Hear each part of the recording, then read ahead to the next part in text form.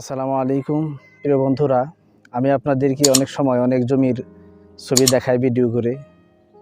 আপনারা যদি মনে করেন যে শুধু ইউটিউবার হিসাবে আমি এগুলা করি, তা না। আমিও চাষবাস করি। যদি আমার এই লেবাস দেখতেছেন হুজুর মানুষ, আমারও জমি আছে, আমিও চাষবাস করি। তো আজকে আপনাদের যে বিষয়টা দেখাবো সেটা হচ্ছে পেঁপে চাষ। আপনারা দেখতে পাচ্ছেন এখানে পেঁপের জমি, অনেক বড় জমি, যেখানে এক ভাই সে পেঁপে চাষ করেছিল শুধু ইউটিউব দেখে। আপনার ইউটিউব দেখে আপনারা যদি চাষে আসেন তাহলে লস খাবেন।